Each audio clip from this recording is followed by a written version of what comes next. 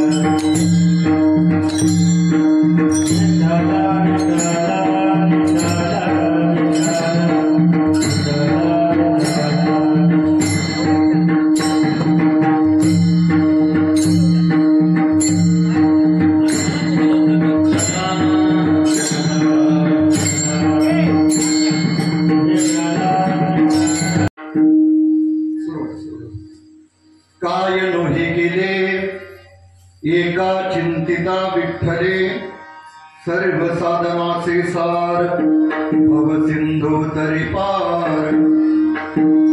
Effect व्हायचा फक्त बोलताना बंद गाताना. काय नोहे केले एका चिंतिता विठ्ठले सर्व साधनाचे सार भव सिंधू तरी पार. योग यागत पे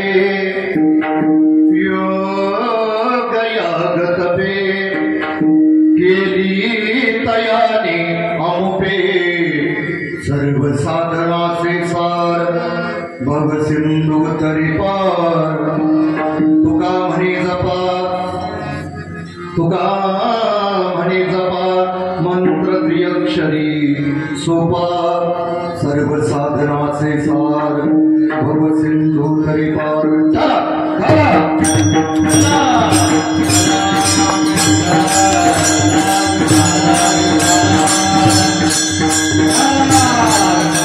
नमो विठ्ठला राजया पांडुरंगा. नमो रुक्मिणी माऊली ज्ञान गंगा. नमो पुंडलिका. नमो चंद्रभागा. नमस्कार माझा दया रुक्मिणी पांडुरंगा. पंढरीच्या Ah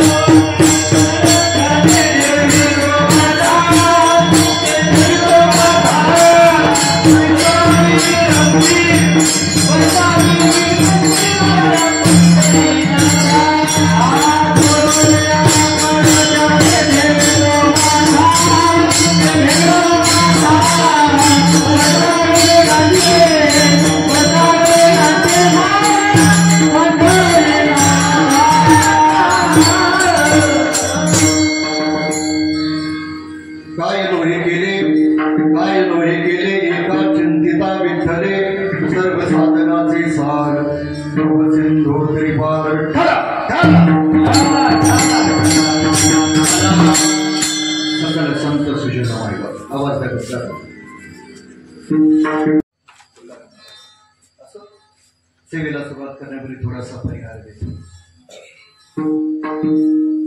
सुरू असणारा माझ्या ग्रंथराज ज्ञानेश्वरी पारायण वाक्यज्ञ सोहळा तथा अखंड हरिनाम सप्ताह वर्ष 9. आणि या 9 वर्षामधल्या पहिल्या दिवसाची सेवा परमभाग्यानं माझ्या वाट्याला या पारायण मंडळाच्या वतीनं पारायण मंडळाच्या कार्यकर्त्या माझा कोणाशी परिचय नाही करत होता.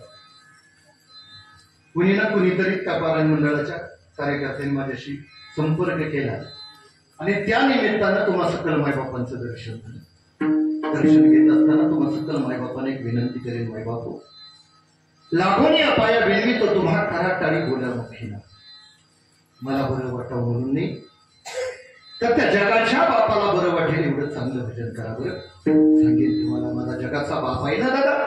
माझा जगाचा बाप इतका दिनवत्सल आहे, इतका दया घरा, इतका कृपाळ आहे ना. ज्याच्या जीवनामध्ये माझ्या या जगाच्या बापाची साधना झाली, भक्ती झाली ना, त्या प्रत्येक साधकाचं माझ्या जगाच्या बापानं बरं केलं. तुम्हाला जर वाटत असेल ना आपलं बरं आहो माझा काय अट्टास अजिबात नाही. तुम्हाला जर वाटत असेल आपलं बरं व्हावं त्याने ज्या वेळेला माझ्या जगाच्या मालकाच्या ठिकाणी भजन होईल ना त्यावेळेला हातानं टाळी आणि मुखानं नाम घ्यायला विसरू आणि नाही जमलं ना तर सर्वांगाचे कान करू नये का. विठ्ठल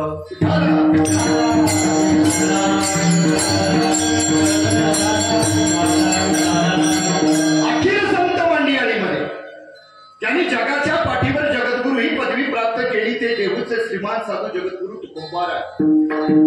आणि ज्यांनी छातीवरती हात ठेवून साऱ्या जगताला सांगावं वेदांचा तो अर्थ या वेदांच्या रुचा आहेत ना माझ्या सर्वसामान्य मराठी माणसाला करणार नाहीत म्हणून त्या वेदाच्या रुचा तुमच्या आमच्या समोर अभंगाच्या रूपाने मांडले. आम्हाला वेदांच्या रुचा कळत नाही पण तुकोबाच्या अभंग निश्चित करतात. आणि त्याच गाथ्याला नाव दिलं गेलं पंचम वेद गाथा आणि त्याच गाथ्यातील आज सेवेला घेतलेला अभंग आहे. त्या अभंगाच्या माध्यमातून या जगतावरती आलेल्या जीवाला तुकोबाराय सगळ्यात सोपी सर्व साधनाचं सार असणारी नाम साधना तुमच्या आमच्या समोर प्रतिपादित करताय.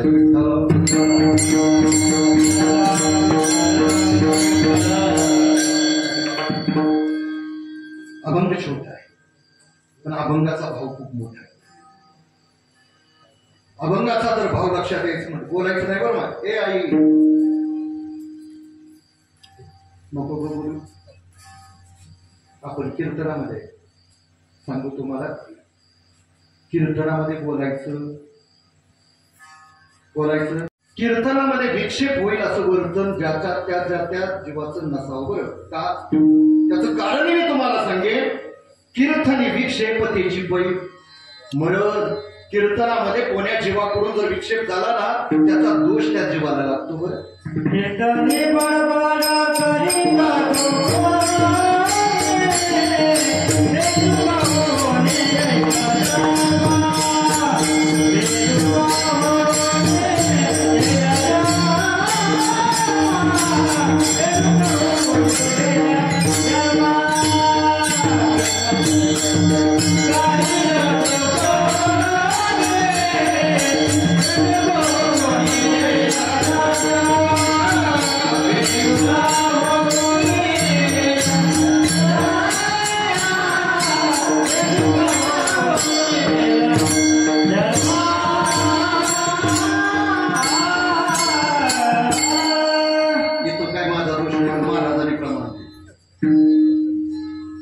महाराजांनी काय प्रमाण दिलं. कीर्तनी बडबड जो करतो ना तो काय होतो आणि आता पुढला शिजत सगळा बेडकाचा. मग जो कमी बोलत तो बारका जास्त बोलत तो मग कुठला बेडक व्हायचं जास्त त्यानं ठरवा.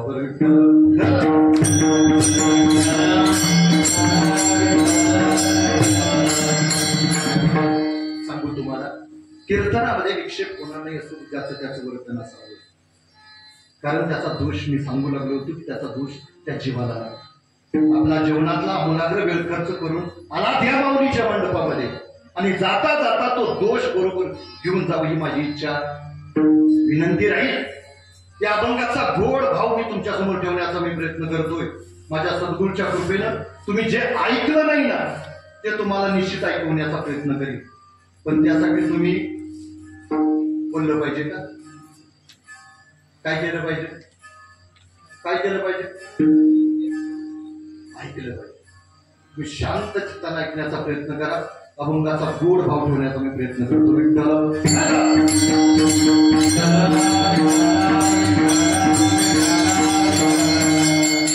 अभंग छोटा आहे पण अभंगाचा भाव खूप मोठा आहे. अभंगाचा जर भाव लक्षात यायचं म्हटलं तर अभंगाची पीठिका लक्षात आली. त्या अभंगाची पीठिका अशी आहे. माझ्या तुकोबरांचं जीवन पाहिलं तर भल्या पाठी उठाव तुकोबराय, इंद्रायणीचं मंगल स्नान करा, रावळामध्ये या, माझ्या जगाच्या मालकाची षोडोपचारी पूजार्चा करावी. आणि पूजार्चा झाली ना बाबा, कुंटीला अडकवलेला विना गळ्यामध्ये घ्यावा, हातामध्ये चिपळ्या घ्याव्या आणि पाय नेतील तिकडे निघून जावं.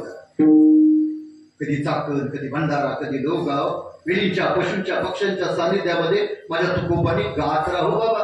पण सांगू तुम्हाला बाबा, माझ्या तुकोबांचा एक नियम होता बरं. तुकोबा शुद्ध एकादशीला पंढरपूरला यायचे आणि वत एकादशीला तुकोबा आनंदीला असायचे. शुद्ध एकादशी समोर असावी, निघाव माझ्या तुकोबांनी देऊवर धर्मजल करत करत कर तुकोबांनी पंढरपूरला यावं, चंद्रभागेचं स्नान करावं, पुंडलिकरायाचं दर्शन घ्यावं, धावत यावं महाद्वारामध्ये, माझ्या नामदेवरायचं दर्शन घ्यावं, तुकोबरायचं दर्शन घ्यावं आणि रावळात जावं धावं. समोर असणारा गरुड खांबायचा, गरुड खांबाला करकसून मिठी मारावी. गरुडा किती भाग्यवान रे तू तुझ्या जीवनामध्ये, सातत्यानं तुझ्या जगाच्या मालकाचा सवय तुझ्या जीवनामध्ये लाभावा. किती भाग्यवान रे तू, अखंड लाभला देवाचा शेजार. गरुडा किती भाग्यवान रे तू. गरुडाचं दर्शन झालं ना बाबा की मग धावत जावं त्या जगाच्या मालकाच्या चरणावरती आपलं अंग टाकून द्यावं, चरणाला घट्ट मिठी मारावी, जगाच्या मालकाचं दर्शन घ्यावं, परत पाठीमागं जावं, जगाच्या मालकीनीचं दर्शन घ्यावं. आणि दोघांचं दर्शन झालं ना तुकोबांनी परत यावं. कुठं? त्या चंद्रभागेच्या वळवंटामध्ये. गळ्यामध्ये विणा घ्यावा, हातामध्ये चिपळ्या घ्याव्यात आणि जगाच्या मालकाचं नाचून नाचून माझ्या तुकोबराई. सांगू तुम्हाला बा, जसे तुकोबराई वारीच्या निमित्ताने यायचे ना तसे तुमच्या आमच्यासारखे साधक वारकरी वारीच्या निमित्ताने यायचे ना पंढरपूरला. ते पाहायचे तुकोबाला. गळ्यामध्ये विणा, हातामध्ये चिपळ्या आहे आणि सातत्यानं मुखामध्ये त्या जगाच्या मालकाचं नाम आहे. विठ्ठल विठ्ठल विठ्ठल सातत्यानं. दिन रजनी हाची धंदा, गोविंदाचे पोवाडे सातत्यानं मुखामध्ये त्या विठ्ठलाचं भजन पाहून काही साधक मंडळी माझ्या तुकोबांच्या समोर यावं आणि त्या तुकोबाला प्रश्न करावा. सांगाल का हो तुकोबा, पाहतो आम्ही तुम्हाला, कित्येक वर्ष पाहतोय आम्ही तुम्हाला. गळ्यामध्ये विणा, हातामध्ये चिपळ्या, सातत्यानं मुखामध्ये विठ्ठल विठ्ठल विठ्ठल भजन करावं. सांगाल का हो तुकोबा मला, सातत्यानं भजन करावं असा विठोबा तुमच्या जीवनामध्ये काय करतो जेणेकरून तुम्ही सातत्यानं त्या जगाच्या मालकाची नामसाधना करता. त्यावेळेला त्या साधकांना तुकोबांनी मला प्रश्न केलाय. अभंगाचं पहिलं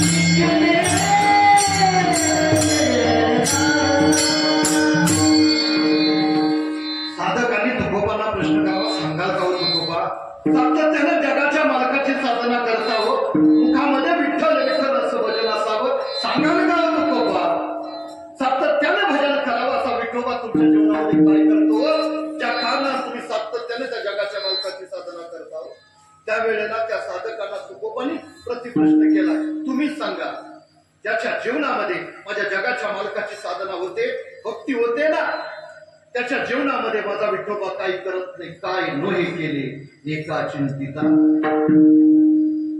ठीक आहे का बरं? वि म्हणजे विधाता आहे, ठ म्हणजे नीलकंठ आहे, ल म्हणजे लीलाधार आहे. विधाता ब्रह्मदेव आहे, नीलकंठ शंभू महादेव आहे आणि लीलाधारी भगवान विष्णू आहे. त्या तिन्ही शक्ती एकवटलेत ना, तो माझा विठोबा गेली 28 युग तुमच्या आमच्यासाठी त्या भीमरेच्या काठावरती उभा आहे. बाबा ऐकायचं तुम्हाला? काय करतो विठोबा? ऐकायचं का? काही टेन्शन नाही ना? असेल तर सांगा बरं. झोप वगैरे काय आले का? नाही. ऐका शांतपणे. पंढरपूरच्या वरच्या भागामध्ये पाऊस पडला, असेच उन्हाळ्याचे दिवस. आता तसं बिलकुल ना, आता हेच वातावरण अचानक झालं. मला सुसाट्याचा वारा सुटला, विजांचा कडकडाट झाला, ढगांचा गडगडाट झाला आणि त्या विभागामध्ये दो दो दो दो दो दो दो पाऊस पडला. त्याचा परिणाम असा झाला, त्या विभागामध्ये जेवढं पडलेलं पाणी होतं ना, ते ओढ्या नाल्याच्या माध्यमातून चंद्रभागेमध्ये गोळा झाला आणि चंद्रभागेला पूर आला. पण महाराज याची कल्पना पंढरपूर वाशांना सुतराम नव्हती. पण कधी कळालं त्यांना? ज्या वेळेला अचानक पंढरपूरमध्ये पाणी शिरू लागलं ना, त्यावेळेला पंढरपूर वाशांना जाणवलं, अरे चंद्रभागेला पूर आला. म्हणून पंढरपूर वाशी आपल्या लेकरा बाळांना उचललं, काय हातामध्ये जे काही मिळतंय ते घ्यावं आणि आपला जीव वाचवण्यासाठी पंढरपूरच्या बाहेर पडा. तुम्ही जर पंढरपूरला गेलात ना तर तुम्हाला तिथं भले मोठे वाडे दिसतील. त्या वाड्याची रचना जर तुम्ही पाहिलीत ना, तर त्या वाड्याला एकच दरवाजा, एका बाजूला माणसाचं राहणीमान आहे आणि दुसऱ्या बाजूला जनावरांचा गोठा. ज्या वेळेला पंढरपूरमध्ये पाणी शिरू लागलं, पूर आल्याचं ज्या वेळेला पंढरपूर वासियांना जाणवलं ना, त्यावेळेला त्या पंढरपूर वासियांनी आपल्या लेकरा बाळांना घेतलं, खरं जे काही मिळतंय ते हातामध्ये घेतलं आणि पंढरपूरच्या बाहेर आपला जीव वाचवण्यासाठी धावले करत. पण यामध्ये साखर दंडानं बांधलेली गोठ्यामध्ये जी जनावर होती ना, त्याच्याकडे कोणीही जीवाचं लक्ष केलं. त्याचा परिणाम असा झाला बाबा, ते पाणी हळूहळू वाढू लागलं, इतकं वाढलं की त्या पुरामध्ये त्या गोठ्यामध्ये साखर दंडानं बांधलेली जी जनावर होती ना, ती पाण्यामध्ये बुडलीच नाही, तर ती पाण्यामध्ये बुडमरून मेली. पूर हा थांबण्यासाठी नसतो. हळूहळू पुराचं पाणी कमी होऊ. त्यावेळेला पुराचं पाणी कमी झालं, त्यावेळेला पंढरपूर वाशी पुन्हा पंढरपूरमध्ये पाहिलं तर सर्वत्र चिखल माजला होता आणि गोठ्यामध्ये पडलेली होती ती जनावरांची मडी होती. त्यावेळेला पंढरपूर हे सुभा होतं, बिदरच्या राजाचं राज्य होतं. पंढरपूरच्या सुभेदारानं बिदरच्या राजाकडे जाऊ, राज पंढरपूरमध्ये पूर आला, त्याचा परिणाम असा झाला की 400 जनावर गोठ्यामध्ये मरून पडली. ती जनावर जर बाहेर टाकली गेली नाहीत ना, तर पंढरपूरमध्ये रोगराई माजेल आणि जर पंढरपूरमध्ये जर रोगराई माजली ना, तर माणसाचं राहणीमान कठीण होऊन जाईल. त्यावेळेला त्या बिदरच्या राजानं 100 मोराचं बक्षीस जाहीर केलं. जी कोणी ही जनावर बाहेर टाकेल ना, त्याला 100 मोराचं बक्षीस दिलं जाईल. त्या सुभेदारानं पुन्हा पंढरपूरमध्ये चौकामध्ये दोंडी द्यावी. ऐकलत का? आणि हे मेलेले जनावर जो कोणी बाहेर टाकेल ना, त्याला 100 मोराचं बक्षीस दिलं जाईल, त्याला 100 मोराचं बक्षीस दिलं जाईल, त्याला 100 मोराचं बक्षीस दिलं जाईल. ही दोंडी ऐकली कुणी? चोखोबाई. माझ्या चोक्याचं जीवन पाहिलं ना, तर माझ्या चोक्याची चूक कधीच पेटली. मग गावामध्ये एखादं जर मेलेलं जनावर असेल ना, ते बाहेर नेऊन टाका. नसेल तर एखाद्या भल्या माणसाकडे माझा चोकात जळण फोडायचं काम करायचं. 3-3.5 किलो वजनाची माझ्या चोक्याची कुऱ्हाड होती. चोका ज्या वेळेला जळण फोडायचा, घामाघूम व्हायचा, त्यावेळेला चोक्यानं दमल्या भागल्याला चोक्यानं झाडाखाली जावं, तिथं ठेवलेला फाटका उपकरणानं आपलं अंग पुसावं, जवळच पडलेल्या चिपळ्या हातामध्ये घ्याव्या आणि जगाच्या मालकाचं नाचू नाचू नाचू भजन करावं. माझा चोका ज्या वेळेला नाचून नाचून भजन करायचं ना, त्यावेळेला ईद जमीन खाली जायची. जळण बुडून ज्या वेळेला व्हायचं त्यावेळेला चोकोबा ज्याचं जळण बुडलं ना त्याच्या मालकाच्या दारामध्ये जावं, खांद्यावर असलेलं फाटकं उपन अंगणामध्ये अंतरावं आणि लांब जाऊन उभं राहावं. पूर्वीचा काळ आहे. कधी काळी मायमौलीचं घरातल्या सासूचं लक्ष जायचं, अंगणामध्ये ज्या ती उपरनं दिसतं ना त्या ती चोखा आल्यावर ती आपल्या सुनबाईला हाक द्यायच्या. सुनबाई ऐकलंच का, अगं चोखा आला लागलं. त्यावेळेला महाराज त्या सुनबाईनं घरामध्ये जावं, 4 दिवसाची 8 दिवसाची वाळलेली भाकर आणावी आणि त्या उपरण्यामध्ये टाकावी. ती असं 4 दिवसाची 8 दिवसाची भाकर ज्यावेळी उपरण्यामध्ये पडायची ना, ती भाकर घ्यावी आणि चोकोबानी घराकडे यावं. अंगणातूनच आपल्या पत्नीला हाक द्यावी. सोयरा, ए सोयरा, ऐकलंच का ग, आणि शामराव मालकाचं जळण फोडून आलो ना ग मी. त्यावेळेला महाराज त्या सोयरेनं वाळी भाकर खाण्यासाठी महाराज त्याच्याबरोबर काही असायला हवं. वाळी भाकर खाऊ शकतो का तो, त्याच्यावर काही तर असायला हवं ना. म्हणून माझ्या सोयरेनं बाबा घरातून मडकं घ्यावं आणि शामराव मालकाच्या दारामध्ये मडकं अंगणामध्ये ठेवावं आणि लांब जाऊन उभं राहावं. पुन्हा कधी काळी त्या मायमौलीचं लक्ष जायचं, त्यावेळेला मडकं ज्या ती दारामध्ये दिसतं, अंगणामध्ये दिसतं, त्या सोयरा पण आली व म्हणून आपल्या सुनबाईला हाक द्यावी. सुनबाई ऐकलंच का, अगं सोयरा पण आली ना ग. त्यावेळेला मला त्या सुनबाईनं घरामध्ये जावं, 8 दिवसाचं 15 दिवसाचं आंबलेलं ताक आणावं, त्या गाडग्यामध्ये वतावं. त्याचा एक थेंबही न सांडता ते असणारं मडकं घराकडे घेऊन यावं आणि त्याच्यामध्ये ती 4-8 दिवसाची वाळलेली भाकर भिजवावी आणि ती खावी बाबा. कधी कधी काम मिळालं आणि त्या सुभेदारांच्या समोर हात जोडावा. दादा, ओ दादा, ही जनावर टाकण्यासाठी अट्टा आहे का? चोक्यात टाकीन ना हो, पण अट्ट सांगाल का नाही? अट्ट एकच आहे चोका. आज सकाळी दिवस उगवल्यापासून उद्या सकाळी दिवस उगवेपर्यंत एक काम तुला पूर्ण करावं लागेल. चोखाला हात जोडून सांगतो दादा, करेन बरं मी पूर्ण. आणि महाराज माझ्या चोख्यानं नाचत नाचत नाचत घराकडे जावं. अंगणातून आपल्या सोयऱ्याला हाक द्या. सोयरा, अगं ऐकलंच का ग, असं काम मिळालं ना ग, असं काम मिळालं, त्या बदल्यामध्ये आपल्याला 100 मोहरा मिळतील. यानंतर आपली उपासमारी आपल्या लहान लेकरांची उपासमारी राहणार नाही, नवे नवे आपली गरिबी सुद्धा राहणार. आणि मला त्यासाठी सकाळी लवकर जायला हवं ना. म्हणून मला माझ्या चोक्याला दुसऱ्या दिवशी सकाळी लवकर उठावं. ती जनावर टाकण्यासाठी एक गाडा बनवला होता. त्या गाड्याला एक दोर बांधावा, तो दोर आपल्या खांद्यामध्ये घ्यावा, गाडा ओढत ओढत त्या वाड्याजवळ आणावा. वाड्यामध्ये मेलेलं जनावर आपल्या गाड्यामध्ये घालावं, वाड्यामध्ये मेलेलं जनावर गाड्यामध्ये घालावं, दोर पुन्हा खांद्यामध्ये घ्यावा, गाडा ओढत ओढत चंद्रभागेच्या काठावरती फार मोठा खड्डा खड्डा होता ना, तिथपर्यंत आणावं आणि मेलेलं जनावर ढकलून द्यावं. काम सुरू झालं माझ्या चोकोबांचं. पण माझ्या सोयरीला कुठं तर निघतोय का? 8 दिवसाचा उपवास होता ना तिचा तरी 8 दिवस एकही अन्नाचा कण पोटामध्ये गेला नव्हता. दिवसभर कष्टाचं काम होतं, दोरं टाकण्याचं काम होतं आणि हे काम करण्यासाठी 4 घास पोटामध्ये जाणं गरजेचं होतं. म्हणून माझी सोयऱ्याने लवकर उठावं, शेजा बाजारी जावं, मायमाऊलीला विनंती करावी. ऐकलंच का, माझ्या धन्याला काम मिळालं, कष्टाचं काम आहे, दिवसभर दोरं टाकायचे येतो, कुणीतरी दया करा, कुणीतरी मला अर्ध्या भाकरीचा गोर भाकरीचा धर्म करा ना. मला त्यावेळेला तर कोण्या मायमाऊलीला माझ्या सोयरीची दया यावी, कुणीतरी गोर भाकर द्यावी, कुणी अर्धी भाकर माझ्या सोयरीला द्यावी, ती भाकर फडक्यामध्ये बांधून घ्यावी, पाणी घ्यावं माझ्या सोयरीनं माझ्या चोकोबांच्या. आणि ऐकलं का बरे का, अहो भाकर घेऊन आले, एवढी भाकर खाऊन घ्या. तो का सांगतो अगं सोयरा वेळी का, एक तर काम मिळत नाही आणि जर काम मिळालं ना तर ते काम करण्याच्या ऐवजी जर मी भाकर खाऊन जर वेळ खर्च करू लागलो ना तर आपल्याला बक्षिसाची रक्कम मिळेल का? सोयरा सांगते, अहो धनी, अहो काम करण्यासाठी अंगामध्ये त्राण असावा लागतो आणि तो त्राण येण्यासाठी 4 घास मुखामध्ये जायला नकोच का? धनी, आणलेली भाकर तेवढी खाऊन घ्यावं.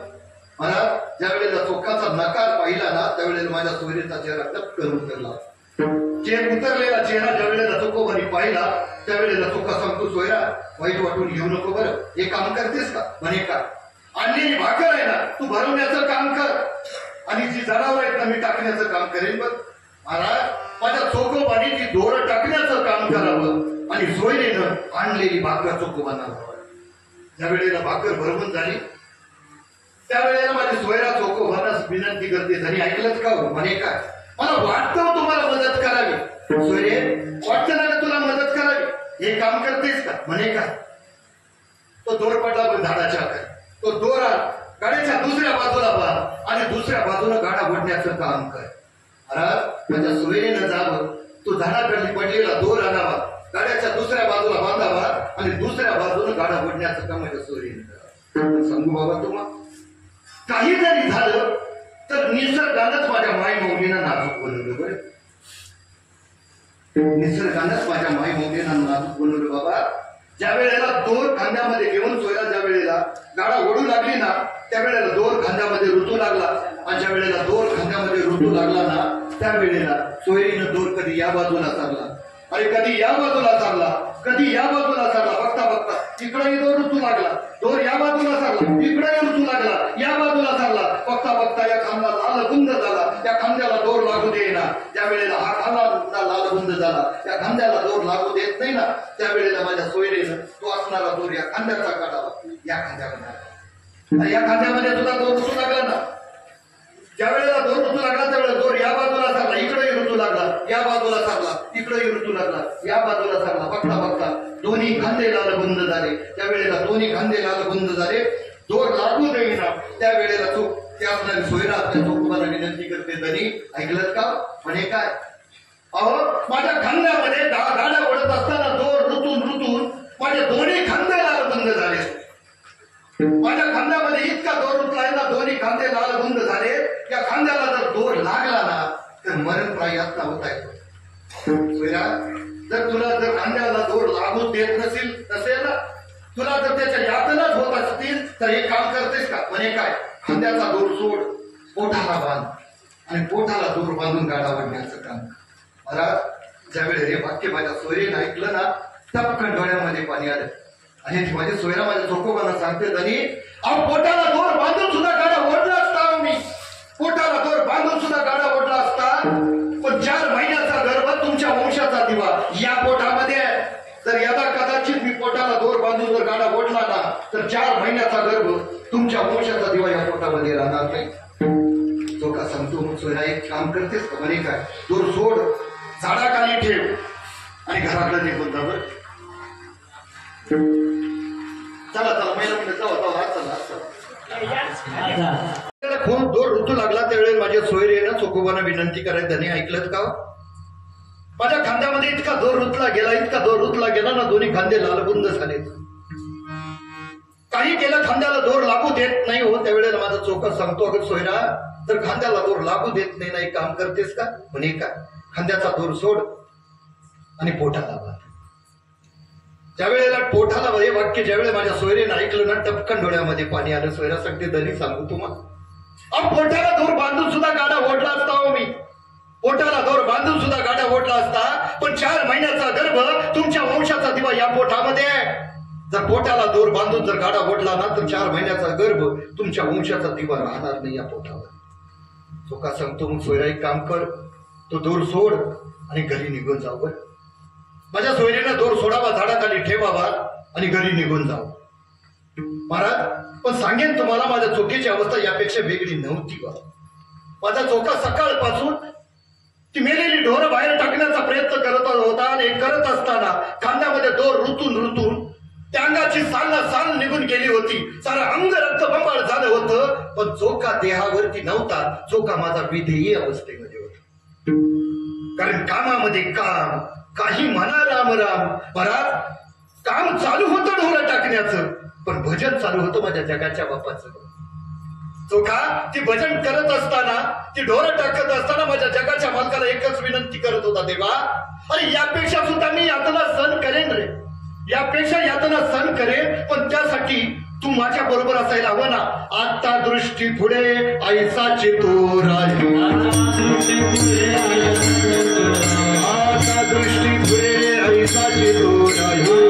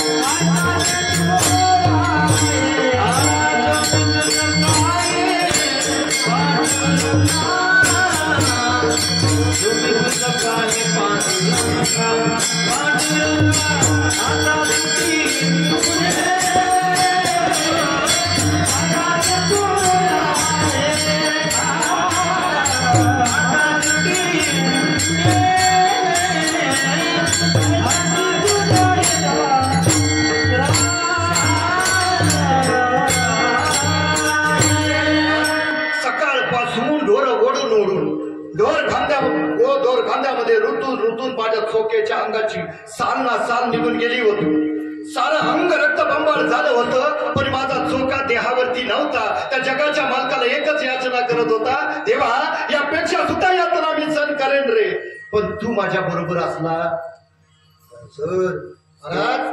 पण माझ्या चोख्याचीच अवस्था अशी होती असं नाही, तर माझ्या जगाच्या मालकाची अवस्था यापेक्षा वेगळी नव्हती. बघ माझा चोखा माझा जगाचा बाप आहे ना. माझ्या चोख्याची झालेली अवस्था माझ्या जगाच्या बापाला पावत नव्हती, पण इलाज नव्हता ना. सर्व मंडळी दर्शनासाठी येत होती मंदिरामध्ये, तिथं असायला हवं. आणि माझा जगाचा बाप वाट पाहत होता कशाची, कधी एकदा शेजारती होईल आणि धावत जाईल मी माझ्या चोख्याकडे. महाराज संध्याकाळी शेजारती झाली. महाद्वाराचा दरवाजा ज्या वेळेला ओढला गेला ना, त्यावेळेला जगाच्या मालकानं टनकन विठेवरून उडी मारावी. धावत माझ्या चोखोबांच्या जवळ यावं. चोखा ए चोखा मी विठू महाराज. अरे वाटत होतं रे हे काम मला मिळेल, पण चोखा हे काम मात्र तुला मिळालं ना. अरे माझे सुद्धा लहान लहान लेकर आहेत, कित्येक दिवसाची उपवाशी आहे. वाटलं होतं काम मिळेल, पण चोखा मात्र ते काम तुला मिळालं ना. आता चोखा सांगतो गड्या तुझी सुद्धा लहान लहान लेकर आहेत. हो उपवाशी आहेत म्हणे. हो मग एक काम करूया, ही राहिलेली जनावर आहेत ना, आपण दोघं जण मिळून टाकू आणि बक्षिसाची जी रक्कम आहे ना ती अर्धी अर्धी वाटून घेऊ. जागे आहात ना तुम्ही? आहात ना जागे? आहे का न्यायाचं? आहे का न्यायाचं? बाबा सकाळपासून चोखा ढोरवड टाकण्याचं काम करतो. अरे काही एक जनावर राहिले ते टाकण्यासाठी माझा चोखा बक्षिसाची अर्धी रक्कम द्यायला तयार आहे. महाराज हे समर्पण जीवनामध्ये असावं लागतं. जगाचा बाप उगीच कोणाची कामं करत नाही. आपलं कसं आहे, आपलं ते पण दुसऱ्याचं ते पण गेल ना पडत न थांबता येईल ना सुपर. महाराज माझा जगाचा बाप सांगतो, अरे चोखा पाहिलं नाहीस रे तू तुझ्या.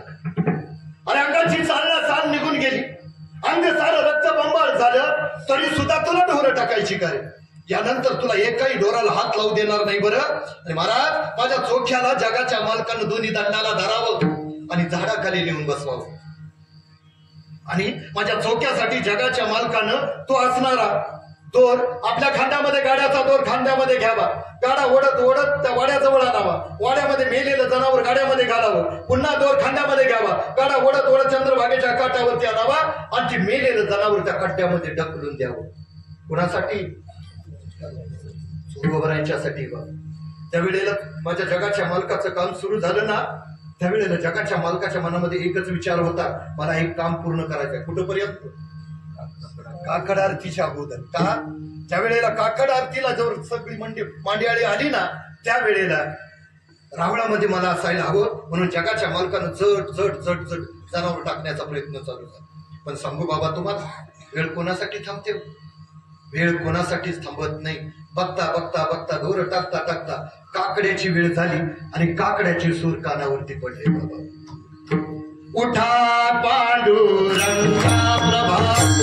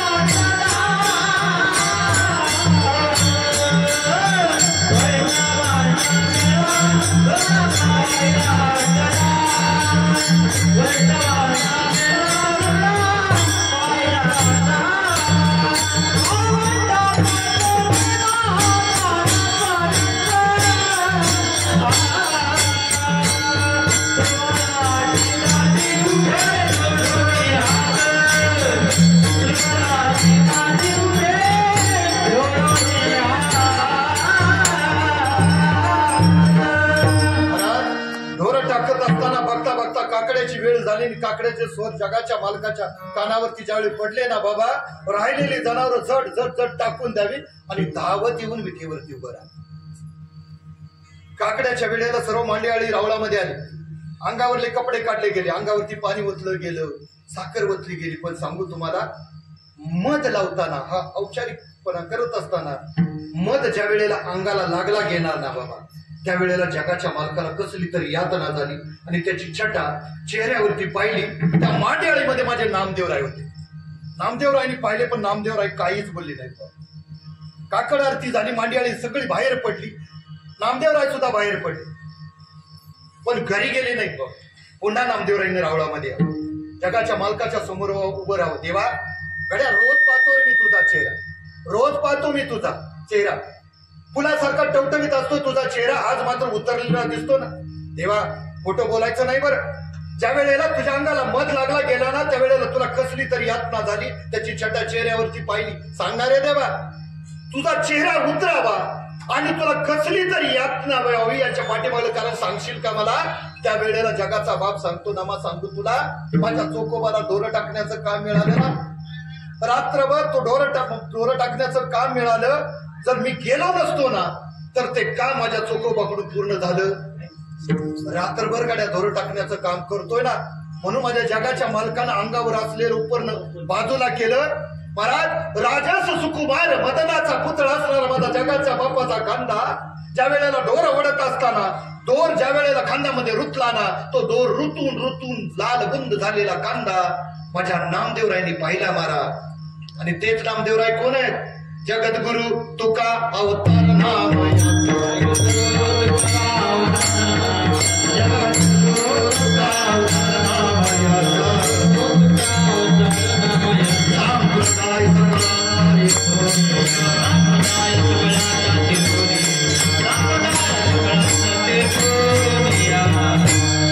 तेच नामदेवराय या अवतारामध्ये कोण आहेत?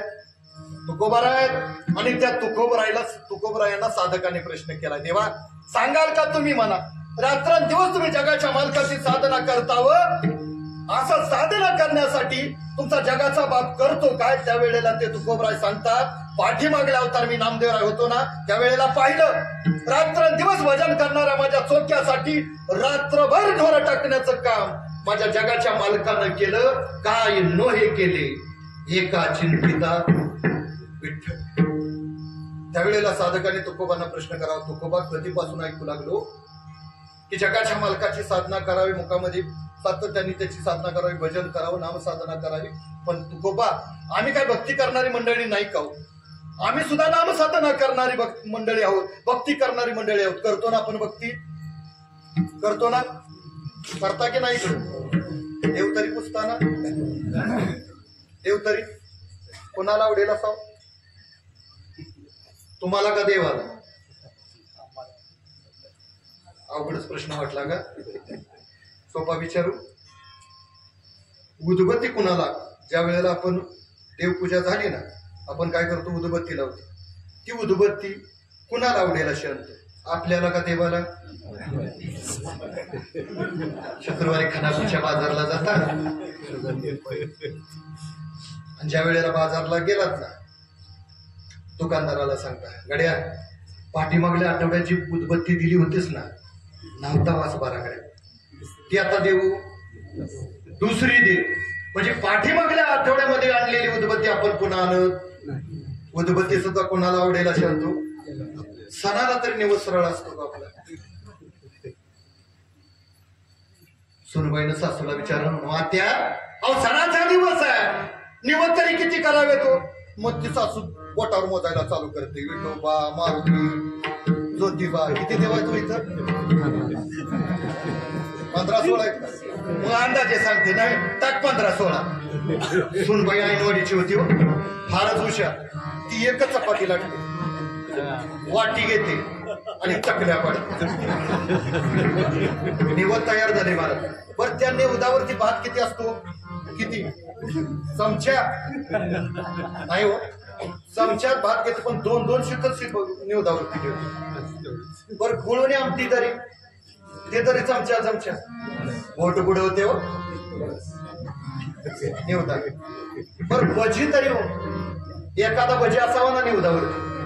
नाही हो, अर्ध्या किलो पिठाचं भजी खाऊन संपव त्याला, पण देवाला एकच भाजा उंदरागत कुरतडायचा. आज सगळ्या निवदावरती एकच भाजा. बरं ते निवड तरी जिनं घेऊन जावं का नाही? ते हा कुणाला मारते, पप्प्या इकडे ये, आणि एवढं निवड कोणी दाखवा. महाराज तुकोबराज सांगतात या अवघड या साधनाच्या नादाला, महाराज या नादाला लागू नका. त्यापेक्षा ठाईचं बै सोनी आवडी अनंत नलगती सायास सुखी तो घरा. महाराज यासाठी असलं काही करण्याच्या नादालाच लागू नका. सोपी साधना सांगतो ज्याला भक्ती साधना नाम साधना, त्यासाठी कुठं जायची गरज नाही हो. राधा होती ना, राधेने कुठं भक्ती केली हो? कुठं करायची राधा भक्ती? आपण हिंदू धर्माची मंडळी होता, पाहिलंय ना महाभारत, पाहिलंय ना. महाराज माफी मागून बोलतो, बर माफी मागून बोलतो. कानाची उंची वाढवून ऐकण्याचा प्रयत्न करा. ही हिंदू धर्माची शोकांतिक आहे. आपल्या हिंदू धर्माची शोकांतिक आहे महाराज. आपण आपल्या धर्माचा अभ्यास करायला तयार नाही म्हणायचं.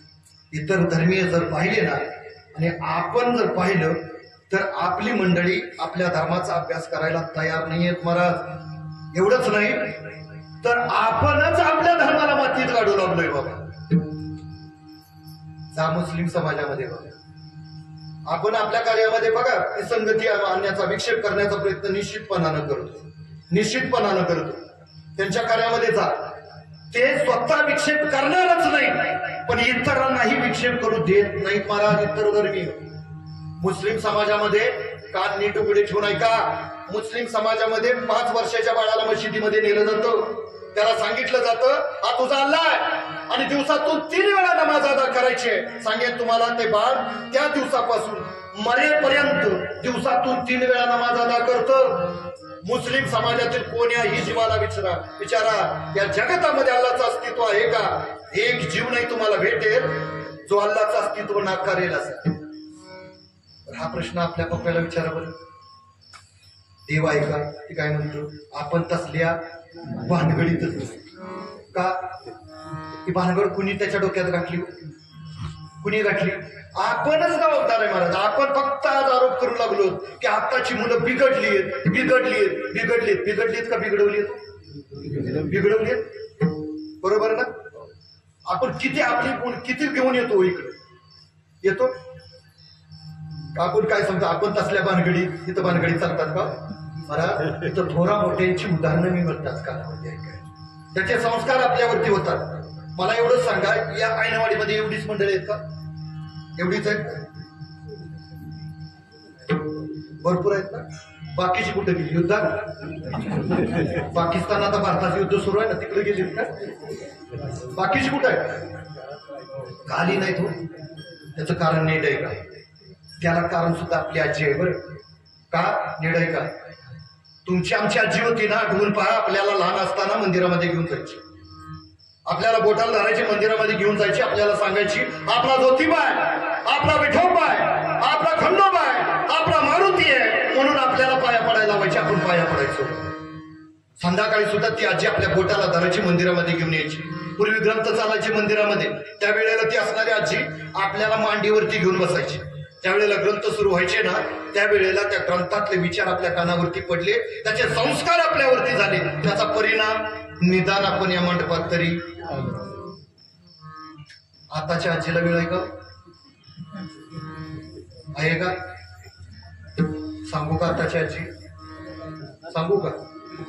तुम्ही नाही म्हटलं तर मी त्यासाठी जा, मी सांगणारच आहे. तरी पण म्हटलं विचारा. आताची आजी काय करते माहितीये?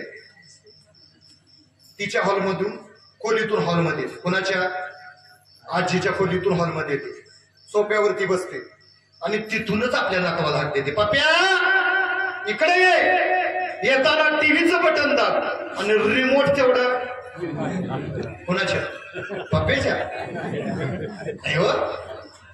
हा माझ्या हातात आहे का?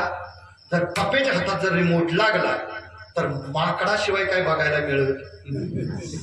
तर मग पप्प्यानं जर माकडं लावली तर हिच्या मालिकाचं करायचं काय.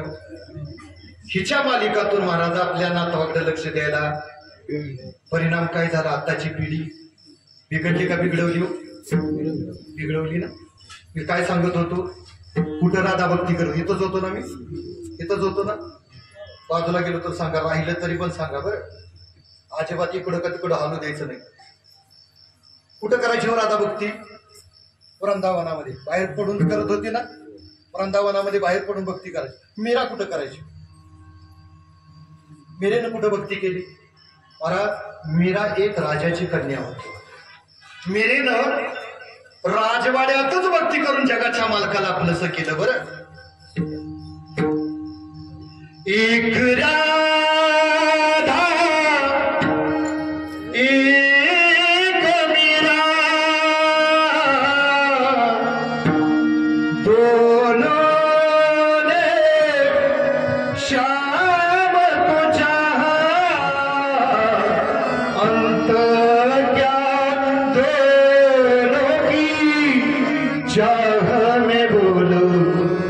एक प्रेम दीवानी एक दर्द दीवानी. एक प्रेम दीवानी एक दर्द दीवानी. एक प्रेम दीवानी एक दर्द दीवानी. महाराज माझ्या मीरेनं जगाच्या मालकाला घरामध्येच भक्ती करून आपलंच केलं. मला एवढी मोठी ताकद आहे का भक्तीमध्ये. या साधनेमध्ये एवढी मोठी ताकद आहे का. मला थोडस महाभारतामध्ये नेतो लक्षात. महाभारतामध्ये ज्या वेळेला पांडवांनी यज्ञ केला ना बाबा, तो यज्ञ ज्या वेळेला पूर्णाहुतीला आला त्यावेळेला यजमान ब्राह्मणांनी धर्मदादाकडे यावं. दादा या यज्ञाची पूर्णाहुती माझ्याकडून होणार, आमच्याकडून होणार नाही.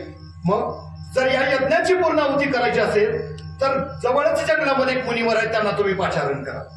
त्यानुसार धर्मदादांनी जंगलामध्ये जावं आणि जंगलामध्ये जाऊन त्या मुनिवरांना विनंती करावी. मुनिवर यज्ञ मांडलाय, त्याची पूर्णाहुती करायची आहे. त्यावेळेला ते मुनिवर माझ्या धर्मदादाकडे अट्ट मांडतात की धर्मदादा जर तुझ्याकडे 60,000 यज्ञाचं जर पुण्य असेल ना तरच मी येईन बरं. त्यावेळेला धर्मदादा सांगतो, मुनिवर पहिला यज्ञ मांडला, कुठून आणू मी 60,000 यज्ञाचं पुण्य. धर्मा असेल 60,000 यज्ञाचं पुण्य तर थांब, नसेल तर आल्या पावली परत फिर. माझ्या धर्मदादांचा नाविलाज झाला. धर्मदादा निराश मनानं घराकडे परत. त्यांचा उतरलेला चेहरा अर्जुनानं पाहिला आणि अर्जुन दादांनी जावं आणि धर्मदादाला विचारू, दादा काय झालं. झालेला सगळा वृत्तांत महाराज अर्जुनाला धर्मदादांनी सांगावा. त्यावेळेला अर्जुन सांगतो, दादा काळजी कशाला करताव. काम जर असं होत नसेल ना तर कसं करावं. असंच ना. आपल्याला चांगलं माहिती आहे, आपल्या मुलांना जर ऍडमिशन मिळत नसेल तर आपण कोणाचा तरी वशिला लावतो ना. आमदार खासदाराचा. मग त्यांच्याकडे खासदार होता नाही, कोण होता. जगाचा बाप बरोबर होता ना. अर्जुन सांगतो या जगाच्या बापाचं पत्र घेतो आणि आत्ता मुनिवरांना देतो. मुनिवर लगेच येतील. महाराज ज्या वेळेला अर्जुनाने जगाच्या बापाचं पत्र घेतलं, ज्या वेळेला मुनिवरांच्याकडे पोहोचलं, जो प्रश्न धर्मदादाला केला ना तोच प्रश्न अर्जुनाला केला. ज्या वेळेला अर्जुनाला प्रश्न केला त्यावेळेला अर्जुनाने सांगितलं, माझ्याकडं 60,000 यज्ञाचं पुण्य नाही. नसेल ना तर आल्या पावली परत फिर. अर्जुन पाठीमागं फिरले. काही एक पावलं गेल्यानंतर त्याच्या लक्षात आलं आपल्या खिशामध्ये जगाच्या मालकाचं पत्र आहे. ते पत्र घेतलं आणि ज्या वेळेला मुनिवरांच्याकडे दिलं ना त्यावेळेला त्या मुनिवरांनी ते पत्र उघडून सुद्धा पाहिलं नाही. ते पत्र घेतलं, जवळच दोन्ही जळत होता त्याच्यामध्ये टाकून दिलं. परिणाम जळून राख झाली त्याची. अर्जुनाने परत यावं. त्याचा उतरलेला चेहरा भीमदादाने पाहिला. ज्या वेळेला भीमदादाने अर्जुनाला विचारलं त्यावेळेला झालेला सगळा वृत्तांत अर्जुनाने भीमदादाला सांगितलं. त्यावेळी भीमदादा सांगतो, अर्जुना काळजी कशाला करतो रे. हे अडदान खादाड ते दुसरं ताकदीचा गर्व असणारा भीमदादा. तो म्हणतो काळजी करू नको. जर ते येत नसतील ना मुनीवर तर उचलून मी घेऊन येतो.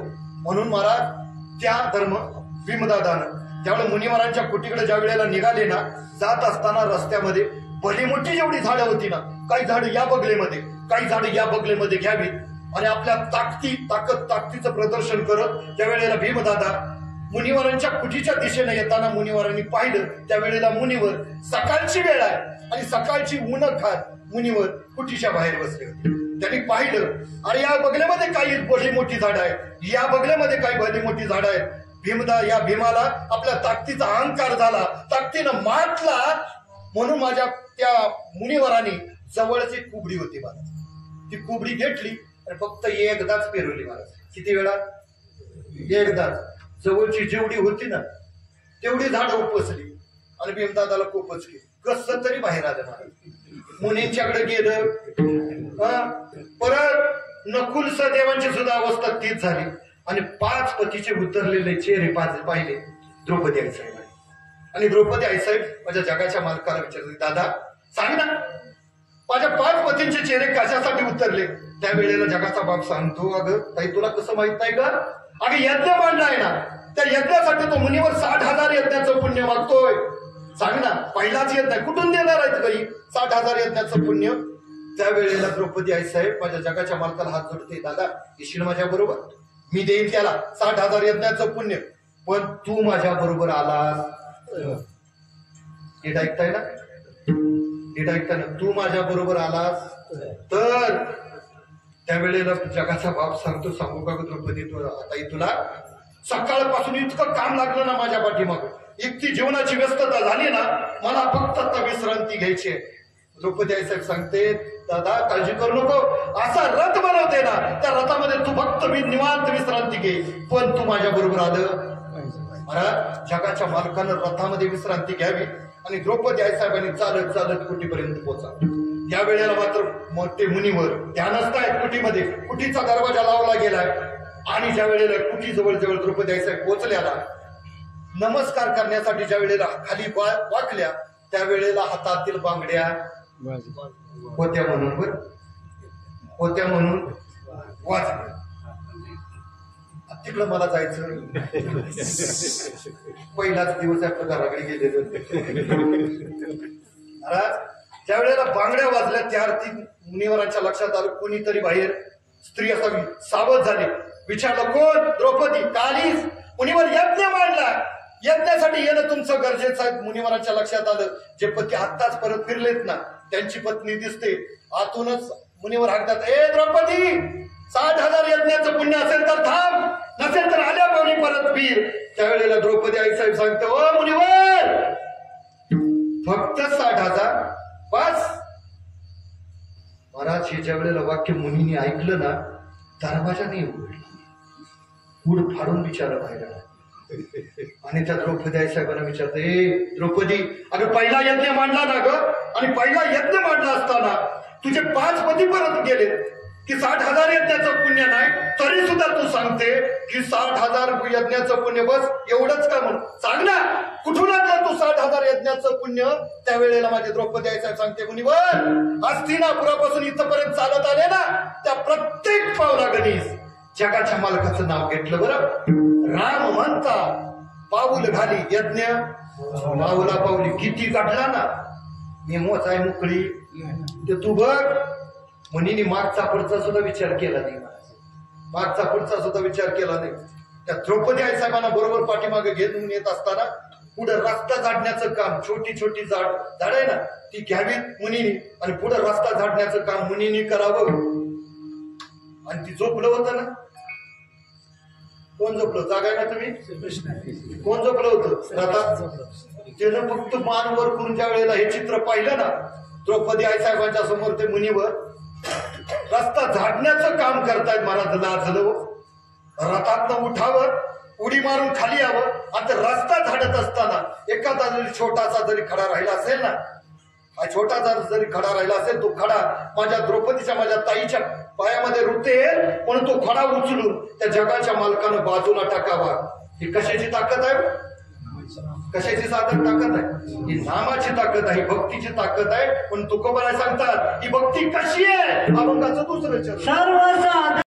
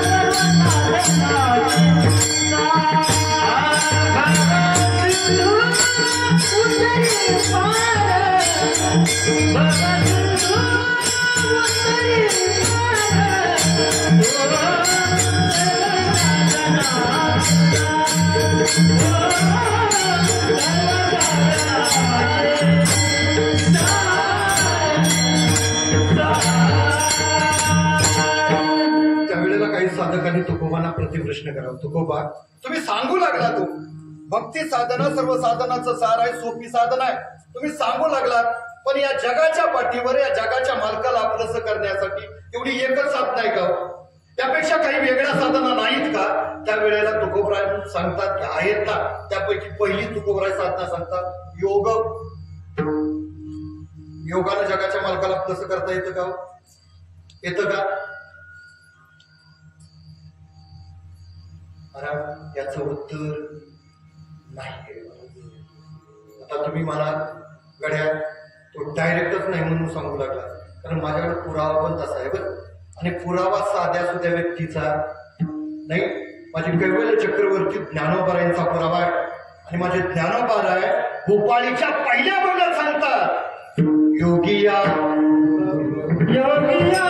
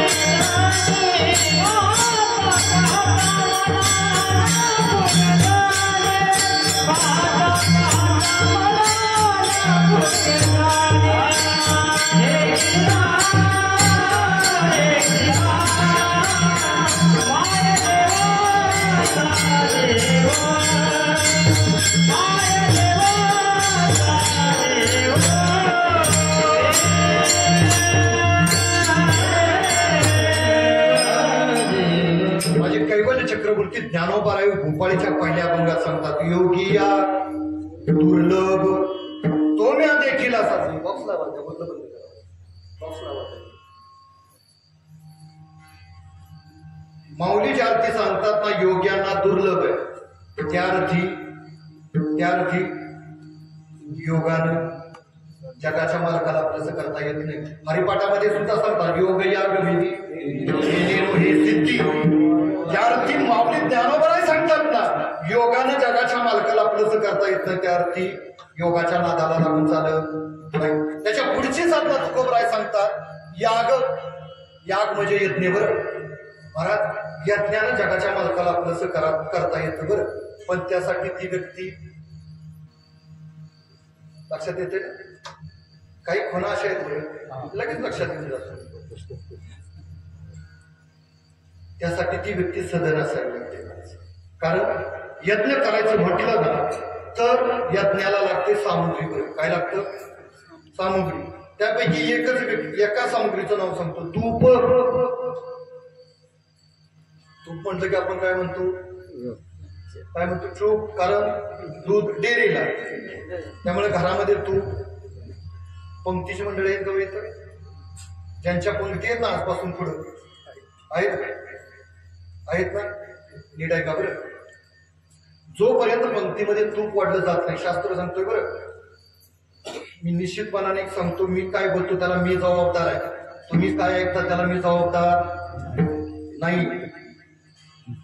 पंक्तीमध्ये ज्या वेळेला पंक्तीमध्ये जोपर्यंत तूप वाढलं जात नाही ना तोपर्यंत ती पंगत परिपूर्ण. ऐकताना पंक्तीवाले ऐकताय ना? उद्यापासून येईल बरं. केला इशारा.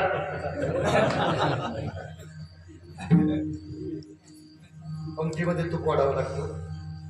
माझ्या जीवनाचा प्रसंग सांगतो. एकदा पंक्तीला जाण्याचा योगायोग आला. ज्या वेळेला बसलो ना, त्यावेळेला त्या कुटुंबाची जी परिस्थिती होती ना, त्यानुसार त्या असणाऱ्या बिचारीला सुनबाईला वाटीमध्ये अगदी तोळाभर तूप होतं. अख्ख्या पंक्तीला ते तूप तिला पुरवायचं होतं. त्यामुळं ती पंक्तीमध्ये तूप वाढत होती. तिला सगळ्यांना पुरवायचं होतं. त्या पद्धतीनं तिला ती तूप वाढायचं तिचं काम चालू होतं.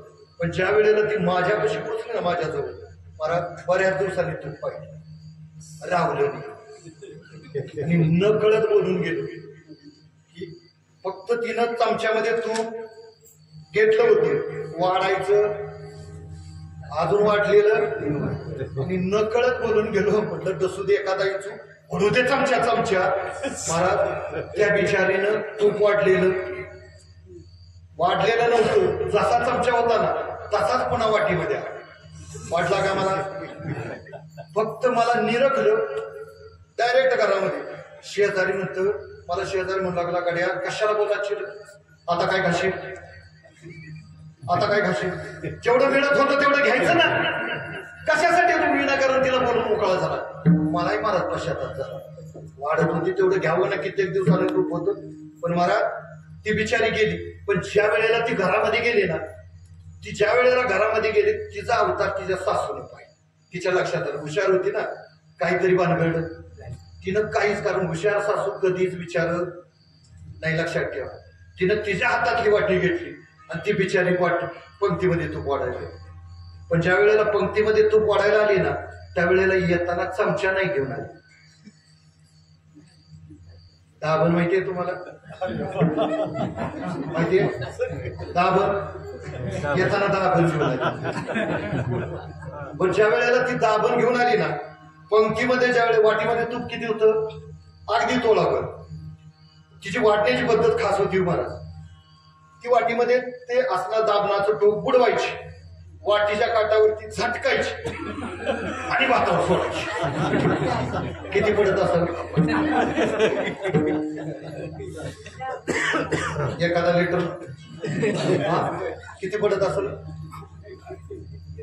तिची ज्या वेळेला पद्धत पाहिली ना, नकळत बोलू तुळसाका किती ग बिलिंदर तूप वाढू लागली, ते पण दाबणार. त्यावेळेला ती सांगू लागली, महाराज माझं सोडा, माझी सासू यापेक्षा बिलिंदर होती. आता म्हटलं तू काय घेऊन आलीस? तुझ्या सासून असा कुठला पराक्रम केला ग? त्यावेळेला ती सांगू लागली, महाराज ज्या वेळेला पंक्तीमध्ये माझी सासू तूप वाढायला यायची ना, पंगत वाढू द्यायची, आणि पंगत वाढून झाली का तूप वाढवण्यासाठी ज्या वेळेला यायची, त्यावेळेला एका हातामध्ये तुपाची वाटी आणि दुसऱ्या हातामध्ये खाऊचं पान घेऊन यायची. खाऊचं पंगत वाढून झाली ना, तुपामध्ये बुडवायचं आणि एकदा शिपडायचं. जो भाग्यवान असेल ना, त्याच्याच तोंडात, कुणाच्या नाकात, कुणाच्या डोळ्यात, कुणाच्या अंगावर एखादा घेत कसा तरी चुकून मिळाला. मी म्हटलं तू साकार, तुझी सासू फार बिलिंदर निघाली. मी म्हणते, महाराज माझा सोडा, माझ्या सासूचाही सोडा, माझी आज सासू होती ना त्यापेक्षा महाबिलिंदर. मी म्हटलं अख्ख्या खानदानं पीएचडीच केली का काय? तू काय घेऊन आलीस? दाबण. तुझी सासू काय घेऊन आली? खाऊचं पान. मग आज सासून कुठला पराक्रम केला ग? त्यावेळेला ती सांगू लागली, महाराज ज्या वेळेला पंगत वाढून व्हायची आणि माझी आज सासू ज्या वेळेला तूप वाढायला यायची ना, येताना एका प्लेटमध्ये जळताना काळा घेऊन यायची एका. आणि त्यावेळेला वाढून झालं ना, एकच थेंब त्यात याच्यावरती त्या स्टोवरती सोडायचा, आख्या पंक्तीला धुपा. पंक्तीमध्ये वाढत असताना ही साधनं आपण शोधू लागलो. तुम्ही हसू लागलात. पंक्तीमध्ये जर तूप वाढत असताना जर आपण ही साधनं शोधत असू, तर यत्न करत असताना नीट ऐका. तुम्ही हत्ती पाहिलाय? चित्रातला नाही म्हणत, त्याची सोंड पाहिलं का हत्तीची? जिवंत हत्तीची म्हणतोय मी. त्या आकाराची तुपाची धार लागते. आणि आपण जर एखाद्या मोटरचं बटन दाबलं ना, ती जशी सातत्यानं पाणी टाकते ना, त्या आकाराची धार सातत्यानं लागते. कधीपासून? यज्ञाच्या सुरुवातीपासून यज्ञाच्या पूर्णाहुतीपर्यंत. तोळाभर पुरल का आपलं वाटेतलं? कितीला गेलो? आणि जर एवढं तूप जर आपण घ्यायचं म्हटलं तर त्याला काय लागेल? मग आपण एवढं सदन आहे का? नाही ना. म्हणून आपण यज्ञ सुद्धा करू शकत नाही. म्हणून तुकोबराय त्याच्या पुढली साधना तुकोबराय सांगतात तप. माझ्या एका प्रश्नाचं उत्तर द्या, तुम्हाला उत्तर मिळून जाईल. आपल्या सर्वांना माहितीये की आजपासून आपल्या पारायणाची सुरुवात झाली. संध्याकाळी 9 ते 11 या वेळेमध्ये तो कीर्तन आहे. ज्यावेळी महाराजांनी रामकृष्ण हरीचा जप सुरू झाला ना, ज्या वेळेला हा जप तुमच्या कानावरती पडला, निघालात तुम्ही घरातून, आला त्या माऊलीच्या मंडपामध्ये, ज्या वेळेला माऊलीच्या मंडपामध्ये प्रवेश केला आणि ज्या वेळेला तुम्ही बसलात ना, 9 वाजता म्हणतोय बरं, 9 वाजता बसला होता ना, जी मांडी घातली होती ना, 9 वाजता जी मांडी घातली होती ती आता आहे का? आहे एखादा कोणीतरी? किती वेळा बदलली? किती वेळा? कीर्तन किती वेळ असतं? 2 तास. 2 तासामध्ये जर आपण एका आसनावरती बसू शकत नसू तर नीट आहे का? तप करत असताना कित्येक दिवस, कित्येक महिने, कित्येक वर्ष एकाच आसनावरती बसावं लागतं. 2 तासाच्या कीर्तनामध्ये आपण एका आसनावरती बसू शकत नाही. कित्येक वर्ष बसू शकू का? बसू शकू? आपल्याकडून हे तप सुद्धा होऊ शकत नाही. तुम्हाला जाता जाता एक तपाची पद्धत सांगून जातो. तुम्हाला याला माई साहेब माहित आहेत का? माहित आहेत? रेणुकाई साहेब, तिचे पती आहेत ना जमदाग्नी ऋषी, त्यांच्या तपाची पद्धत सांगून जातो जाता जाता. जमदाग्नी ऋषी ज्या वेळेला तपासाठी जंगलातली अशी जागा निवडायची जिथं भले मोठे उंच झाड आहे, त्या झाडाखाली भला मोठा वाळलेला लाकडाचा ढिगारा गोळा करायचे. ते लाकडे पेटवून द्यायचे आणि तो ज्या वेळेला अग्नीत त्याला प्रज्वलित व्हायचा ना, त्याच्यामध्ये वाळलेली मिरची माहिती आहे तुम्हाला? वाळलेली मिरची, ती मिरची आणून त्याच्यामध्ये टाकायची आणि तिचा जिथं धूर एकवटतो ना वरती, तिथं उलट टांगून घ्यायची. कशात? त्या धुरामध्ये आपलं तोंड आहे ना, तिथं आलं पाहिजे धुरामध्ये, आणि त्या धुरामध्ये साधना करायची. जरा आपलं आठवून बघता, घरात यदा कदाचित फोडणी टाकताना जर वेळ लागला आणि जर ठसका जर लागला, थांबते घरात? थांबते? दात ओठ खात बाहेर पडते. आपल्याला तो ठसका सुद्धा आपल्याला सहन होत. मग असं तप आपल्याला घडेल का? तुकोबराय सांगतात, असल्या अवघड साधनाच्या नादाला लागून योग याग तपे केली तयाने अमुपे, यापेक्षा सोपी साधना सांगतो जी सर्व साधनाचं सार आहे, जिला भक्ती साधना म्हटलं जातं. ती कशी आहे? तर सर्व साधनाची सार भव सिंधू उतरे पार. म्हणणार आहे का? आता 99 योनी तयार केल्या. याच्यामध्ये जलचर झाले, भूचर झाले, खेचर झाले. या सगळ्या योनी ज्या वेळेला तयार झाल्या ना, त्यावेळेस जगाच्या मालकाच्या लक्षात आलं एवढ्या सगळ्या योनी मी तयार केल्या, पण याच्यामध्ये माझी आठवण काढलेला अशी एकही योनी, एकही जीव माझ्याकडे तयार झाला नाही. म्हणून जगाच्या मालकानं पुढे जाऊन हे मॉडेल तयार केलं. हे कशासाठी निर्माण केलं? देवे दिला देह भजना घुमटा. महाराज हा केवळ त्याची साधना करण्यासाठी, फक्त त्याची आठवण करण्यासाठी हा देह तुम्हाला मला दिलाय. बरं महाराज, ते जीवन या जीवातला फरक सांगू तुम्हाला. बाकीचे 83,99,999 योनी आहेत ना, त्या सगळ्या आडव्या आहेत, सगळ्या आडव्या आहेत. फक्त ही एकटच उभा आहे. मला हा एकटा जीव उभा आहे. दोन्हीतला फरक सांगू. जेवढे आडवे आहेत ना, जेवढे आडवे आहेत ते नेहमी सरळ चालतात, आणि हे एकटच उभं आहे, हे कधी सरळ चालत चालतं का? गावाला अडवं जाईल, भावकीला अडवं जाईल, शेजाऱ्याला अडवं जाईल, पारायणाला अडवं जाईल, कुठं ना कुठं तरी. पण हे आडवं चालायसाठी दिले का? नाही. होते कशासाठी दिलं? केवळ त्याची साधना करण्यासाठी दिलं. म्हणून त्यानं देताना 2 हात दिलेत मला, आणि ज्याला 2 हात दिले त्यांनी वरती करा, ज्याला 2 दिले त्यांनी, ज्याला 1 दिलाय ना त्याने 1 करा. माझी काय हरकत? ज्याला 2 दिले त्याने 2 हात वरती करा. आता तुम्हाला वाटत असेल एखाद्याच्या आडोबारा बसून गोवाला मी गंडवू, गोवाला काय दिसत मला तुम्ही खुशाल गंडवा. मी पहिल्यांदा सुरुवातीला सांगितलं होतं भजन माझ्यासाठी करायचं, माझ्यासाठी करायचं. कोणासाठी करायचं? त्याचा एक मेंबर आहे. हात वरती घ्या ना. हात खाली घ्यायला सांगितले का? ताट हात वरती घ्या. हा अजून वरती, अजून माझ्या काकड्यापर्यंत. मी पण हालत नाही बरं.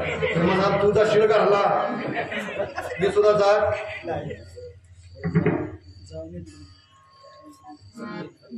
मी सांगत होतो त्याचा एक मेंबर आहे, त्याचं नाव चित्रगुप्त. तुम्ही कितीही गुप्त कार्यक्रम करा, तुमचं चित्र ज्याला वाटतंय ना आपलं चित्र चांगलं निघावं त्यांनी हात वरती करा बरं. ज्याला वाटतंय ते विठोबा रघुमाई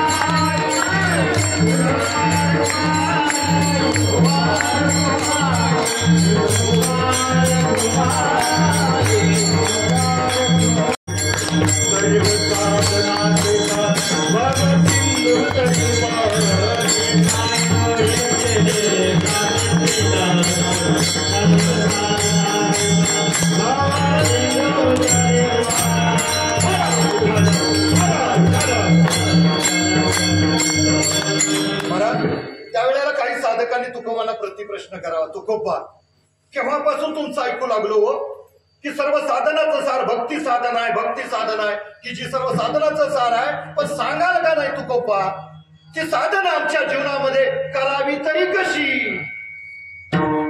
तुका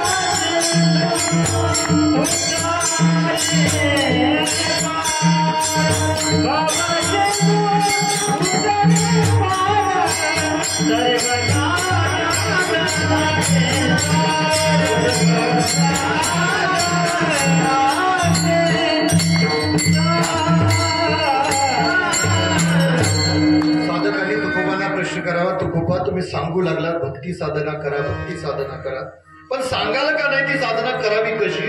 तुकोबराय सांगतात, तुका म्हणे जपा मंत्र त्रिअक्षरी सोपा. तुमच्या जीवनामध्ये 3 मंत्र उघडा करी नाही येत, पण सांगाल तुम्ही मला जो तुकोबरायला अपेक्षित आहे, जो मंत्र 3 अक्षराचा आहे, तो मंत्र कुठला असा?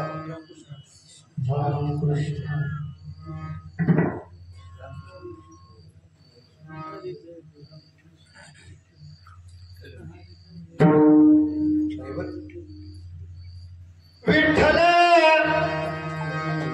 विठ्ठल मन वेळ वेळ विठ्ठल विठ्ठल मन वेळ वेळ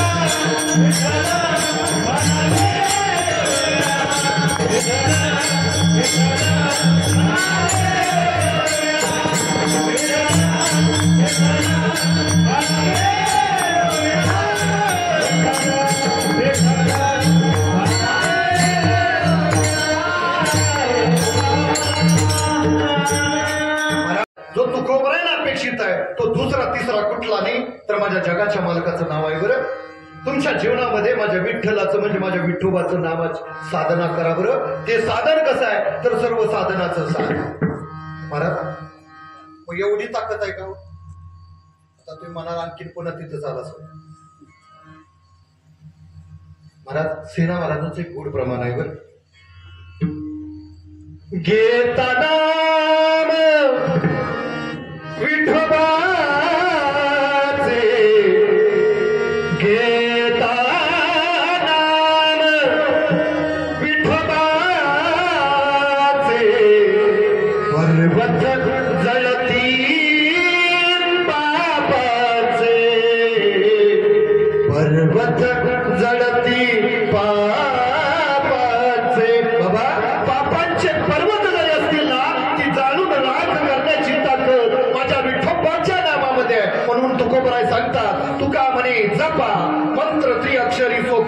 करतो कसा आहे सर्व साधनाचे सार भव सिंधू उतरी पार ज्ञानेश्वर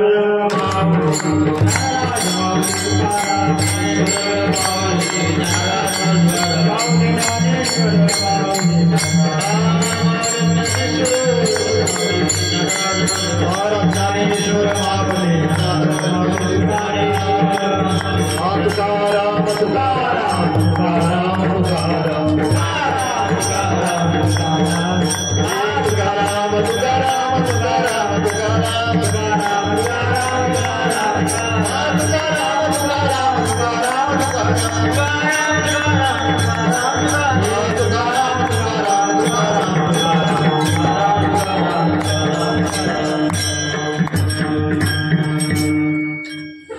काय नव्हे केले का चिंतिता विठ्ठले सर्व साधनाचे सार बहुसिद्ध तरी पारासु या भंगावरती आज पहिल्या दिवसाची सेवा रुजू करण्याचा मी प्रयत्न केला.